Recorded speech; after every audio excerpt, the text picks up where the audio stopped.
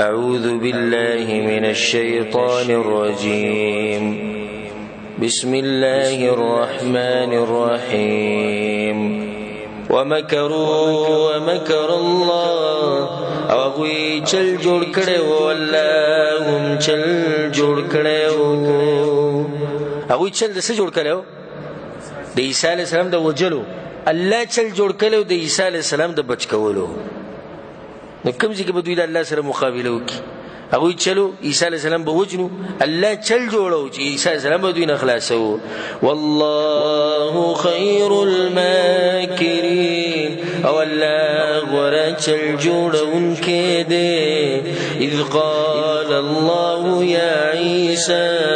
کله چې وویل الله عیسی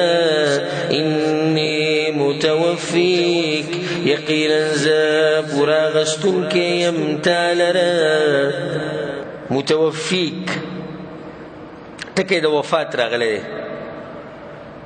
نو دلته یو کس موږ باندې دا اعتراض کولی شي کوم چې منکر حدیث دي حدیثونه نه مني نو هغوی دا خبره کوي چې عیسی علیه السلام د راکوزېده بیا نشته هغه مړ شوی دی. اوس که هغوی دا خبره تا ته وکړي چې دې چې الله چې انی متوفیک دا خو د وفات خبره شوې ده زه تا لره څه کوونکی یم مړ کوونکی یم. د هغې جواب به داسې کوو چې دا ټکی په عربۍ ژبه کې د دې دپاره هم استعمالېږي چې پوره اغستو دپاره. نو کله دا د مرګ دپاره ذکر کېږي او کله د مرګ دپاره نه ذکر کېږي. لکه په سورة الانعام کې الله وایي هو الذي يتوفاكم باللیل. الله غرب دی چې شپې تاسو یتوفاکم وجنی. آیا دې کې د وجلو نه مطلب دا دی چې بالکل هم ختموي؟ موږ ټول د شپې مړه کېږو نو دې کې د مرګ د وفات نه مراد دغه مرګ نه دی چې ستا به زه تا نه واخلم او ته به ختم شي بلکې دې نه مطلب دا دی چې زه به پوره تا واخلم خپل طرف ته. ورافعک الی او چتونکی یم تا لره خپل طرف ته. ومطهرک من الذین کفروا او پاکونکی یم تا لره دا کسانو نه چې کفر کړی دی. دا قرآن او حدیث نه دا خبره ثابت دی چې عیسی علیه السلام به قیامت ته نږدې راکوزي او ما بیانونه کړي په دې عنوان باندې د قیامت علامات لویه واړه. پای کې ما تفصیلا د عیسی علیه السلام خبره کړې چې دی به کله راکوزېږي څو ورځو له به راکوزېږي څه به کوي څه به نه کوي. خو دا خبره زموږ د عقیدې مسله ده چې عیسی علیه السلام به راکوزېږي د خپل بدن سره او دجال به وجني خنزیر به قتلی صلیب به ماتی او د رسول الله سلام تابعداري به کوي. د رسول الله سره چې کم دین بیان کړم دغه دین به بیانوي. الله ورته وایي چې ته اوچتوم خپل طرف ته او پاکوم دې دې کافرانو نه. وجاعل الذين اتبعوك فوق الذين كفروا إلى يوم القيامة او ګرځونکی یم هغه کسانو لره چې تابعداري کړې ده ستا د پاسه دا کسانو چې کفر کړی دی د قیامت پورې. یعنی کم کسان چې ستا تابعداري کوي هغه به زه اوچت کم هغو له به زه اوچت مقام ورکم د قیامت پورې به هغوی درانه اوچت به وي. نو اوس که څوک دا اعتراض وکړي چې مطلب دا شو چې عیسایان په دې خلکو کې غوره خلک دي دلیل څه دی؟ وایي دلیل دا دی وجاعل الذين اتبعوك فوق الذين كفروا الى يوم القيامه. نو تاسو به څه جواب کوئ چې موږ مسلمانان اوس په دې ټولو خلکو کې غوره یو؟ څنګه؟ ځکه چې زمونږ د عیسی علیه السلام په کتاب باندې ایمان دی دغه په خبرو باندې زمونږ ایمان دی. نو اصل تابعداري موږ کړې د عیسی علیه السلام هغوی خو دې وخته پورې تابعداري کوله او هم دغه عیسی علیه السلام ورته ویلو چې اخرنی پیغمبر به راځي دا به نومي پلاني علاقه کې به پلاني ځای کې به داسې صفات هغوی ونه منو موږ منلی. نو غوره خلک څوک شو؟ هغه د مسلمانان غوره شو. ثم إلي مرجعكم بیا خاص ما ترا ګرځید دي ستاسو فاحكم بينكم نو فیصله وکم ستاسو په منځ کې فيما كنتم فيه تختلفون په خبرو کې چې تاسو باغی کې اختلاف کوئ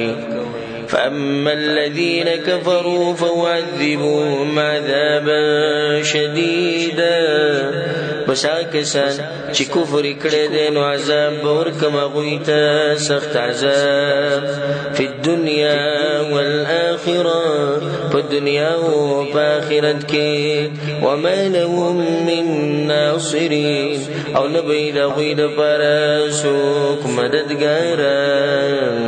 وأما الذين آمنوا وعملوا الصالحات او کسان چې ایمان راوړو او عملونه کړی دي نیک فیوفیهم اجورهم نو پورا باور کې هغوی ته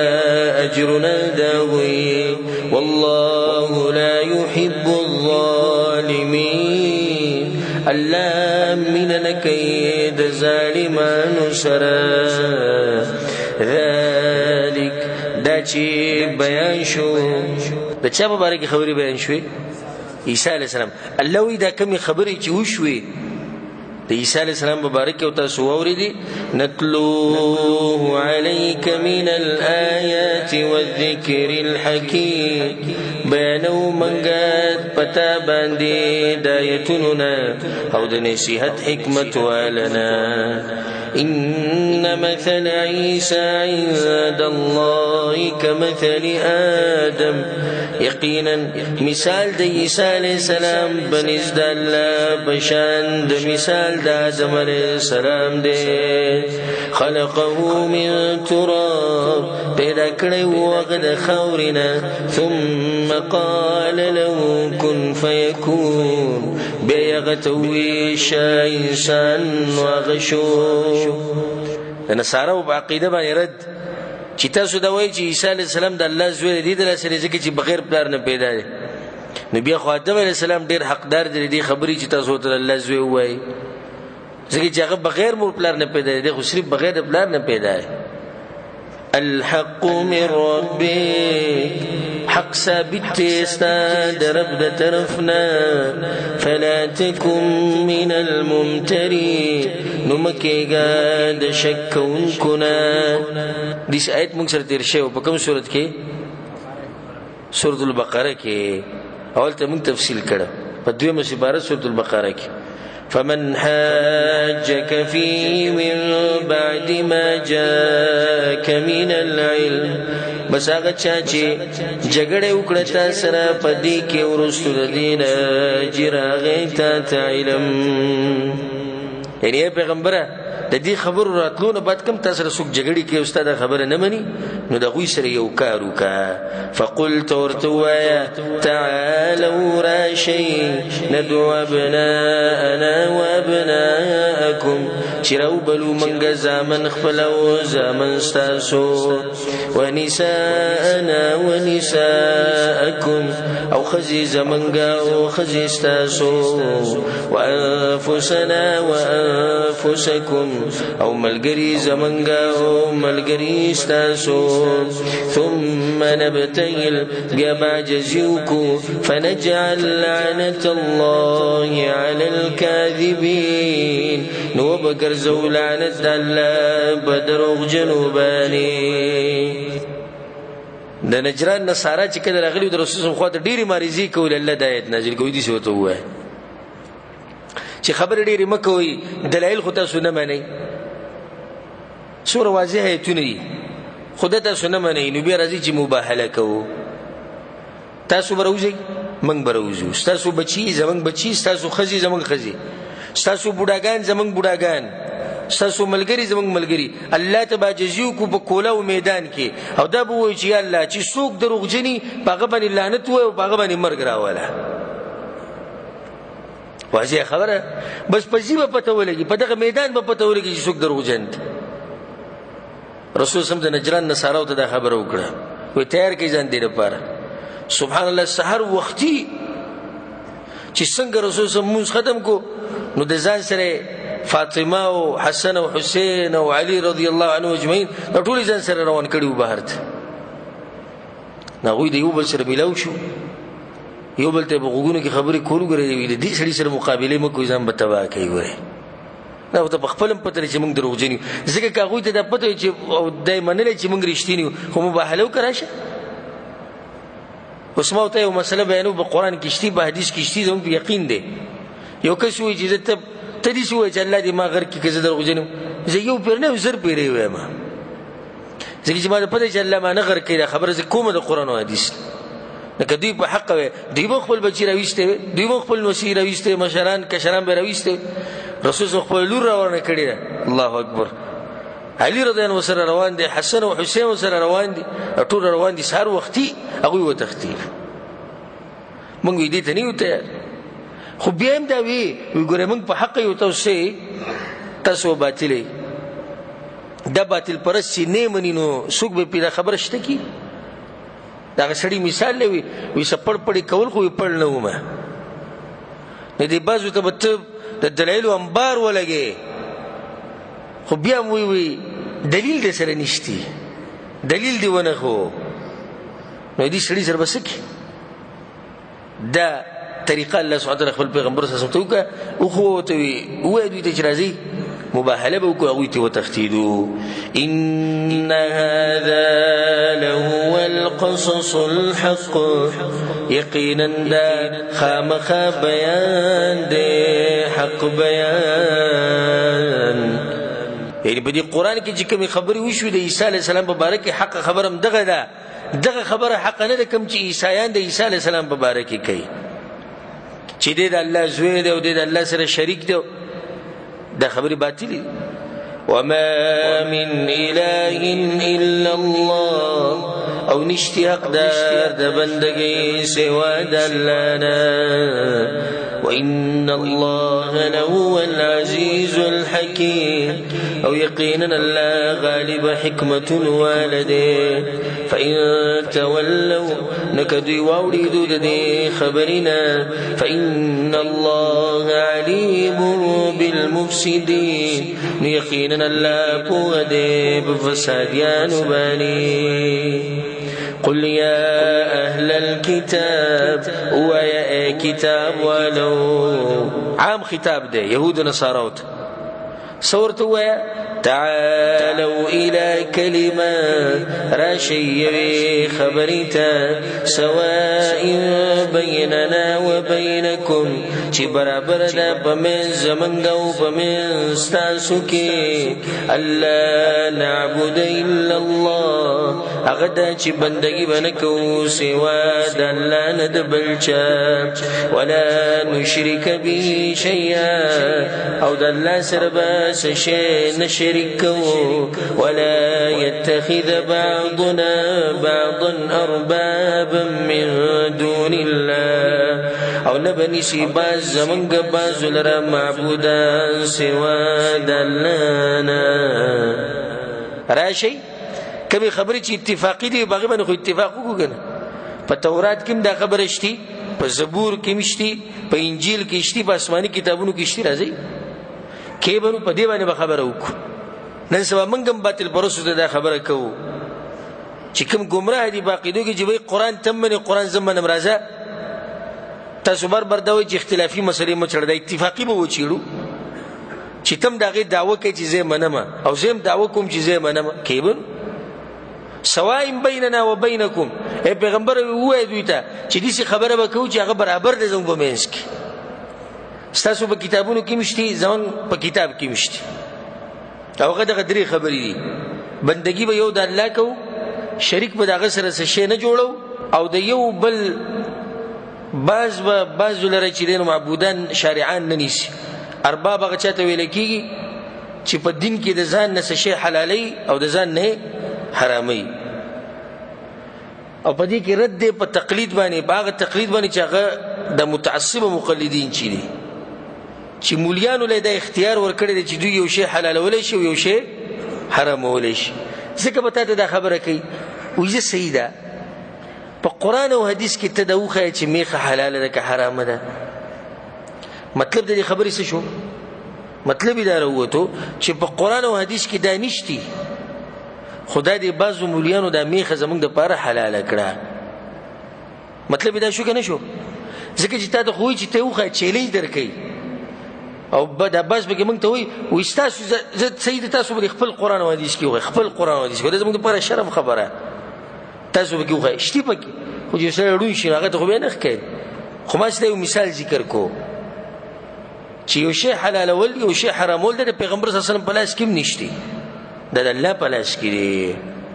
فإن تولوا نکچرت دوی وګرځیدل د دې خبرې نه واپس شو، فقولوا اشهدوا بأننا مسلمون، نو ته ورته ووایه چې ګواه شئ یقینا موږ مسلمانان یو، که تاسو یې نه منئ خو موږ یې منو. د رسول صلی الله علیه وسلم په مجلس کې بعض یهودیان ناسو، بعض نصارا ناسو، د هغوی په منځ کې خبرې یو بل سره واوړېدې. نو د یهودیانو دا خبره کوله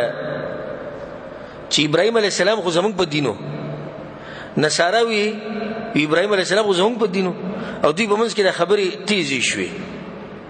یو ته بدې ردوي بل ته بدې ردوي. الله سبحانه وتعالی دا آیت نازل کو، یا اهل الكتاب اے کتاب والو لم تحاجون فی ابراہیم، ولی جګړې کوي تاسو په باره د ابراهیم علیه السلام کې،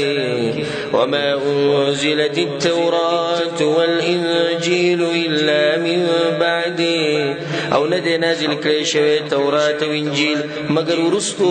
د هغه نه. افلا تعقلون، آیا نو تاسو سوچ نه کوئ؟ اے یهودیانو څنګه تاسو وایئ چې ابراهیم علیه السلام زمونږ په دې دینو او د هغه په وخت کې خو تورات وونو نه، څومره ناشنا رد دی. نصاراو په وخت کې نصارا چې وایي چې نه ابراهیم علیه السلام زمونږ په دین او زمونږ په مذهب، نو ولې د ابراهیم علیه السلام په وخت کې انجیل وسو؟ په زرګاو کلونو وروستو د ابراهیم علیه السلام نه بعد تورات او انجیل نازل شوي، نو څنګه تاسو د ابراهیم علیه السلام نسبت خپل دین ته کوئ؟ نن سبا د بعض خلک په دې مشرانو پورې نښتي دین چې کوم مشران تیر شوي او د خپلو فرقو ته نسبت کوي چې پلاني هم دا نظریه او د پلاني هم دا نظریه، د الله بنده په وخت کې هغه ونه نو ته څنګه نسبت دی ته کوي؟ یو مشهور مولا په کتاب کې لیکلی دی، او کتاب نوم بناله به فایده به بدي کې انشاءالله. هغه حدیث ذکر کړی دی چې یو صحابي چوکیداری کوله د الله په لار کې، او غشي پې ولګېد هغه مونځ کو، نو د هغه نه سمه وینه لاړه، خو هغه د مونځ پوره کو، د خپل ملګری راپانسو او نه یې مونځ مات کو، او د الله نه ولا حیا ورتله چې د قیامت پر ورځ الله ماته وایي چې مړه هغه یو څو غشي تا نشو دغه کولی، مونځ دې مات کو. داسې ایمانونه و د هغوی ښه، موږ خو که څوک معمولي شي وړقېږي غار سره له ګډوډ کړي. نو دا خبره دغه مولوي صاحب په خپل کتاب کې کړې ده، قصه بیان کړې، نو بیا لاندې وایي چې دې ځای کې خو یو مسله هم ده، که د چا ذهن ته دا خبره راشي، که د چا ذهن ته دا خبره راشي چې د دې صحابي نه چې د دومره وینه وبهیده د ده اودس ولې نه ماتېدو؟ حالانکه زمونږ مولیان حضرات خو دا وایي چې د وینې وتو سره اودس ماتي، د دې اودس ولې نه ماتېدو؟ نو بیا جواب د هغې را کوي، وایي چې دا خو تاسو ته پته ده چې امام ابو حنیفه رحمه الله په مسلک کې دا دي چې ماتیږي، د امام شافعي رحمه الله په مسلک کې دا دي چې نه ماتیږي، او د الفاظ دي، او کېدی شي چې د صحابي د امام شافعي په مسلکو، د امام شافعي خو له راغلی دی له پیدا شوی نه دی، او صحابي هغه اوچت انسان دی د هغه په مسلک کو. ګوره څومره ظلم زیاتی شو چې د خپلو مسلو ثابتولو دپاره هغه صحابه کرام دې په دې جاخه کې ور واچول، خو صرف دې دپاره چې زما دا خبره صحیح ثابته شي. نو دوی کوم دا مرض په د یهودو نصاراو کې ابراهیم علیه السلام یې راټینګ کړی وي دی زموږ په مذهبو، لکه نو د ابراهیم علیه السلام په وخت کې خو ستاسو د کتابونو سره وونه، نو ته څنګه دا خبره کوئ؟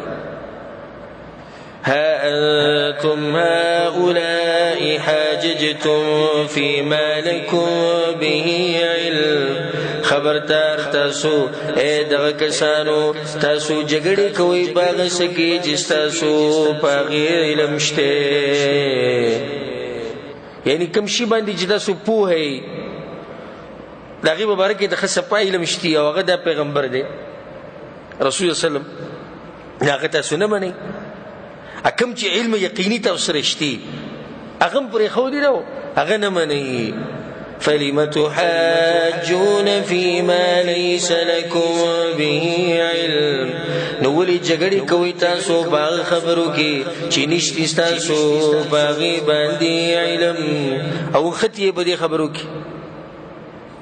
او په دې پورې خطیه چې آی ابراهيم عليه السلام يهوديو کني ابراهيم عليه السلام نصرانيو نو الله دغه خبر ولي پر خو دې رقم چې تاسو په کتابونو کې شتي چې د پیغمبر په حق دې ولي نه منئ پکمو کی چیز سره علم نشته بایکن خطیه والله يعلم وانتم لا تعلمون او لا پویږي او تاسو نه پویږي ما كان ابراهيم يهوديا ولا نصرانيا نو ابراهيم عليه السلام يهودي او نصراني ولكن كان حنيفا مسلما مگر هغه کلک موحد او غاړه یخودن کې الله ته وما كان من المشركين او نو غد مشرکانو دډلینا وصلی بیان چې کوم خلک ابراهيم عليه السلام ته ډیر نږدې دي او داغه د ملګرتیا حقدار دي آیا هر څوک چې دا وایي چې ابراهيم عليه السلام زموږ په دینو بس د ملګری شو کنه د دې لپاره یو خبره دا غله بیانې ان اولى الناس بابراهيم یقینا ډیر نږدې د خلقنا ابراهيم عليه السلام ته للذين اتبعوا خامخا کسان دي چې تابعداري کړې ده دغه ته نږدې دغه تابعداري پکار ده وهذا النبي او دا پیغمبر وتدیر نږدې دي والذین آمنوا او کسان دي چې ایمان راوړي دي والله ولي المؤمنين او الله دوست د مؤمنانو دي ود طائفة من أهل الكتاب وخي ودل دال كتابنا لو يضلونكم أرمان دي چتاسو گمراکی دا دغوی أرمان دي أرماني سدي چتاسو گمراه کی دغوی حسد الله راخکار کی وما يضلون إلا أنفسهم او نگمراه کی اغوی مگر زانون اخفل وما يشعرون وغوی نبوی يا أهل الكتاب اي كتاب ولو لم تكفرون بآيات الله ولكفر كوي بايتنو دالا وأنتم تشهدون او حال دا چی تاسو بویگئی دیزی کلره دعوت چاله ورکی اهل کتابو ته چې ولې تاسو کفر کوي په دې حق باندې چې کوم تاسو سره شتي او تاسو ته خپته د دې پیغمبر باره کې تاسو سره علم دی په دې خبره تاسو پوهیږئ او بیا تاسو نه مانی یا اهل الكتاب اي اهل كتاب لم تلبسون الحق بالباطل ولقد وركوي حق دباتل سرا وتكتمون الحق اولي پټوي حق وانتم تعلمون او تاسو علم لري کله چې اهل کتابو ته پته ولګي دا چیرې د مسلمانانو د دعوت خډیر په تیزی سره روان دي مشرق او مغرب طرف ته جهادونو کې کامیابی او دعوت کې کامیابی هلي شروع کړي یو ناشنا هلي پیدا کړه ناشنا کوشش کوي چې ساده مسلمانان په دې باندې دوککو او هغه دا چلی جوړ کو چې خلک بس هر وخت کې د ایمان راوړو اعلان کوي چې هغه په دې يهوديانو کې دي یا په نصاراو کې دي چې سحر وشي سحر راوخیږي په دې به ټول مسلمانانو په مخ کې وځي زسه ما زه مسلمان یم خلکو سره به مونځ وکړي او کله چې ماښام شي او دا خلک بیا راجمع شي نو دی به بیا ووایي چې ما مطالعه وکړه خو په دې دین کې څه نشته زه بیا دا دین پرېږدم نو په دې باندې به موږ دوکه کړو هغه خلک چې کوم سادهګان دي هغه به چې وګوره دا اوس وګوره مولیان دي پوهه دي که نه نو دوی ګوره اسلام قبول کو خو چې پته ورته ولګېده چې حق نه دی بیا یې پرېښو نن سبا دا چلونه زموږ سره هم خلک کوي دا به ویډیو به له جوړه کړي وایي دی مخکې چې دی دغه اهل حدیثو اوس بیا چې دی نو وایي چې زه پلانی یم او علانه یم اوس وایي توبه ویستې ده هغه دوی خپل ملګری خو دې دپاره وړي چې د مسلمانان پرې دوکه کړي نو دا چلونه او دا هیلې د پخوا نه را روانې الله دغه خبره کوي وقالت طائفة من أهل الكتاب او یوې ډلې د اهل کتابونه آمنوا بالذي أنزل على الذين آمنوا وجه النهار ایمان راوړئ تاسو په هغه کتاب چې نازل کړی شوی دی په مؤمنانو باندې په ابتدا د ورځ کې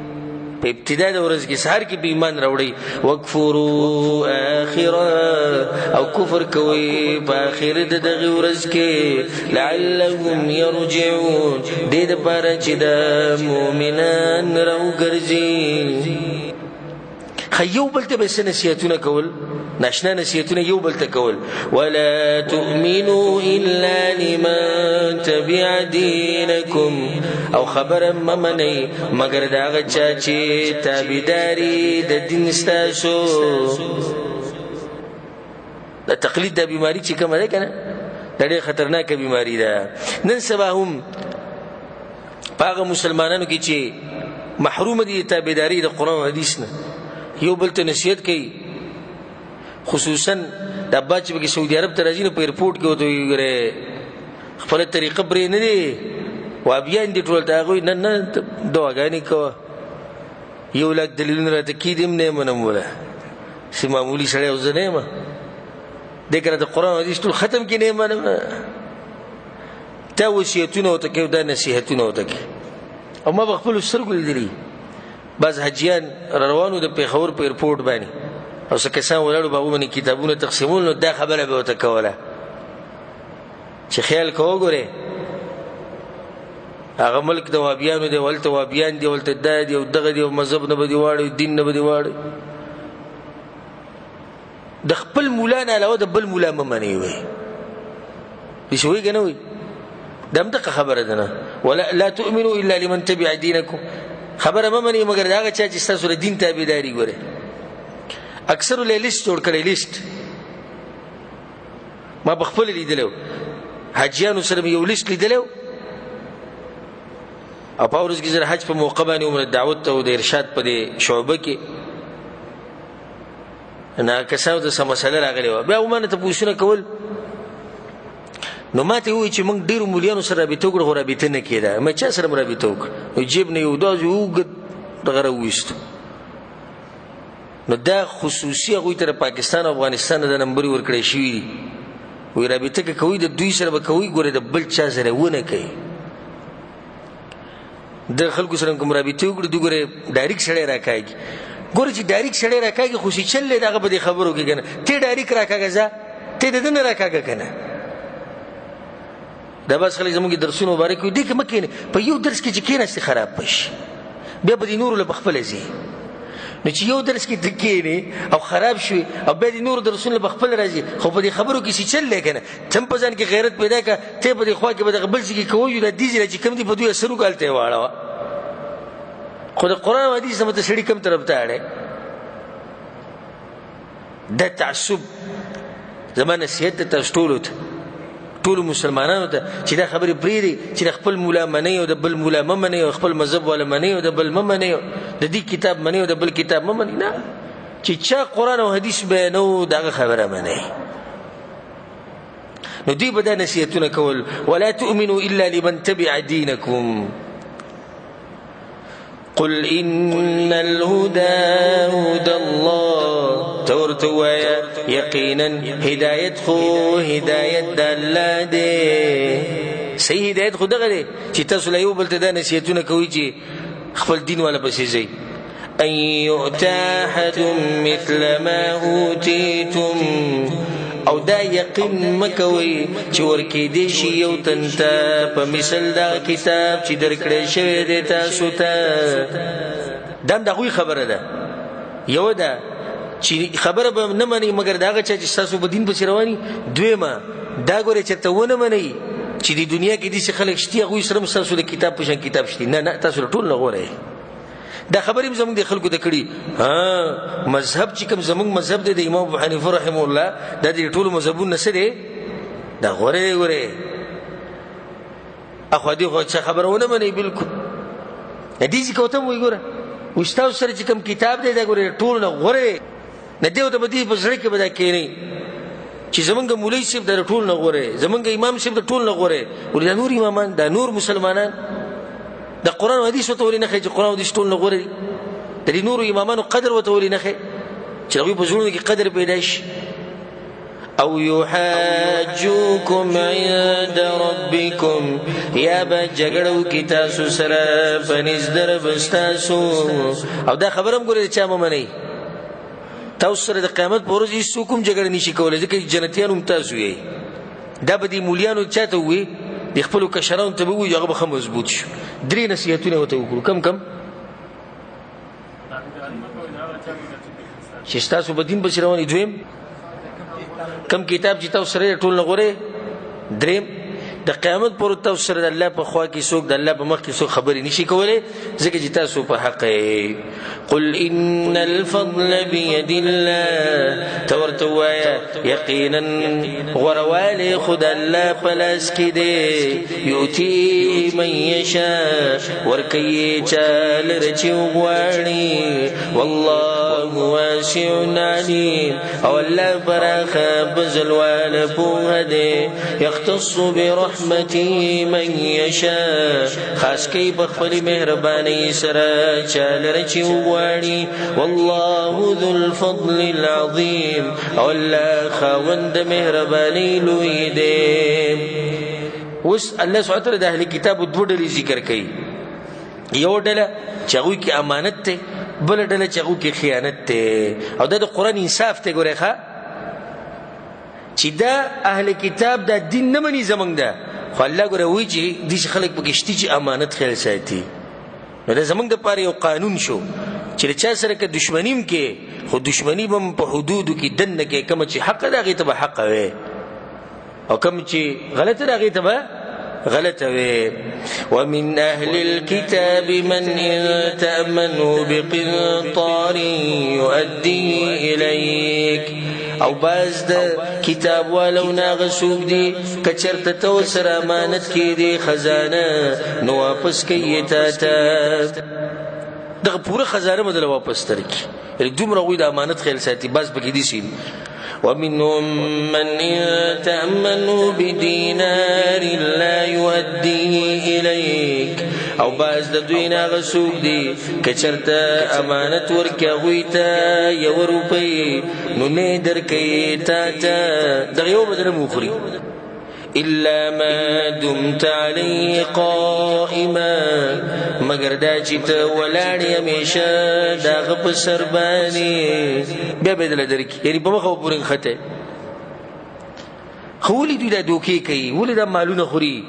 ذلك دا بدي وجه بأنهم قالوا، دوی دا خبر کوي ليس علينا في الأميين سبيل، نشتی په موږ باندې په مالونو د امیانو کې هیڅ ګناه. د خلکو په دې مالونو کې خیانت د دې د لاسه کوي. وایي دا امیان دي او موږ اوچت خلک یو. د عرب مشرکان چې کوم دي دا ټول پالتو خلک دي. اوس هم دوی دا سوچ کوي دا ټول انسانان لازم د خدمت لپاره پیدا کړي، نو کې موږ د دوی مالونه خورو نو په دې کې څه ګناه نشته. ويقولون على الله الكذب، او وی دوی په الله باندې درو، وهم يعلمون، او دوی پوهیږي بلا من اوفى بعهده واتقى بلکې چا چې پوروالی وکړو په خپل لوز او د الله نه ویریدو فإن الله يحب المتقين یقینا الله مینه کوي د متقیانو سره. اوس دې نه بعد الله رټنه ورکوي خلکو ته چې هغوی په دنیا پسې روان دي او د سپکې دنیا دپاره د دروغو قسمونه خوري، د دروغو وعدې او لوزونه کوي. اشعث ابن قیس الکندي هغه وایي چې د آیت زما په باره کې نازل شوی دی، کوم چې روان دي، وایي زما او د یو یهودي په منځ کې یوه ځمکه وه، یهودي انکار وکړو منکر شو، وایي ما په رسول صم پسې بوت، وایي رسول صم ماته وایي چې تا سره څه دلیل شته؟ وایي چې ما سره دلیل نشته په دې خبره، ګواه را سره نشته. نو رسول صم یهودي ته وایي ته قسم خوري؟ هغه وایي زه قسم خورم. قسم وخورم. الله د آیت نازل کو إن الذين يشترون بعهد الله وأيمانهم ثمنا قليلا یقینا کسان چې اخلي په لوزونو د الله باندې او په قسمونو خپلو باندې لږ قیمت، یعنی قسمونه د دې معمولي دنیا دپاره خوري به درو، هغه لوزونه ماتې کوي چې الله سره کړي. اولئک لا خلاق لهم فی الاخره دا کسان دي چې نشتی برخه د دوی دپاره په آخرت کې. ولا یکلمهم الله او خبرې به نه کوي د دوی سره الله. ولا ينظر الیهم یوم القیامه او نه به ګوري دوی ته په ورځ د قیامت. ولا یزکیهم او نه به پاکوي دوی لره. ولهم عذاب علیم او د دوی دپاره عذاب دردناک دی. په دې یهودو کې بعض خلک داسې وو چې وایي تورات کې د خپل طرف نه زیاتې کو، آیتونه بدلول الفاظ معنی، او دا تفصیل موږ سره په سورة البقره کې مخکې تیر شوی چې دوی کم کم چلونه کړي. وَإِنَّ مِنْهُمْ لَفَرِيقًا او بعض د اهل کتابونه یوه ډله ده یلوون السنتهم بالکتاب چې تاویي ژبې خپلې په کتاب د الله. لتحسبوه من الكتاب دې دپاره چې ګمان پې وکوي د کتاب نه، چې تاسو پې دا ګمان کوئ چې دا خبرې به هم د الله نه. وما هو من الكتاب او ندی هغه د کتابنا. ويقولون هو من عند الله او وی دوی دا د الله د طرف نه دی. وما هو من عند الله او حال دا چې هغه نه دی د الله د طرف نه. ويقولون عن الله الكذب او وی دوی په الله باندې درو. وهم يعلمون او دوی پوهیږي. د نجران نصاراو به دا خبره کوله، وی عیسی علیه السلام موږ ته ویلي چې زما بندګي کوئ، دا خبره وکړه. الله د آیت نازل کو ما کان لبشر ندی مناسب دی و انسان دپاره ان یؤتیه الله الکتاب چې ورکي الله غته کتاب والحکم او پوهه د دین والنبوه او پیغمبري ثم یقول للناس بیا وی خلکو ته کونوا عبادا لی من دون الله شیتاسو عبادت کون کی زما سوا د الله نه. کیدی نشي چې انسان ته د پیغمبري ملو شي، کتاب دې ملو شي، حکمت دې ملو شي، بیا د هغه خلکو ته سوي زما بندګي کوي. ولكن كونوا ربانيين او مگر شیتاسو الله ولا دې به تاسو ویلي چې شي سواله الله ولا شي. کېدی نشي چې عیسی علیه السلام وایي زما بندګي وکړه. بما كنتم تعلمون الكتاب فدي وجه چې تاسو ښودنه کوئ خلکو ته د الله د کتاب. وبما كنتم تدرسون او په سبب د دې چې تاسو په خپله لوستل کوئ. ولا يأمركم أن تتخذوا الملائکة او حکم نکی تاسو تددی چی تاسو ونیسی ملائک والنبیین اربابا او پیغمبران معبودان کی دین شي تاسو ته حکم چې ملائکو بندگی کوي د پیغمبرانو بندگی کوي ایامرکم بالکفر ایا حکم کوي تاسو ته په کفر کولو سره بعد اذ انتم مسلمون ورستو د دین چې تاسو مسلمانان یې پیغمبر تاسو ته کفر خیس تاسو ایمان راوړی تاسو مسلمانان یې اوس په پیغمبران تاسو کفر تراړي چې راځي د ملائکو بندگی کوي راځي د پیغمبرانو بندگی کوي نو بدی کې رد شو باغو باندې چې چرته غوي دا خبره نه کړي عیسی علی السلام د کوبل پیغمبر د جسمه بندگی کوي بلکې دا غوي دعوت دغه چې بندگی یک یوازې د یو رب العالمین کوي دې چې زموږ درس اختتام ته ورسېدو اتیا نمبر آیت باندې درس ودرو ان شاء الله باقي تفسیر به ان شاء الله سبا کو الله سبحانه وتعالى دې موږ په قران او حديث باندې پوکي او الله سبحانه وتعالى دې موږ له توفیق راکړي په قران او حديث باندې عمل کولو هذا وبالله التوفيق وصلى الله وسلم على نبينا محمد وعلى آله وصحبه أجمعين.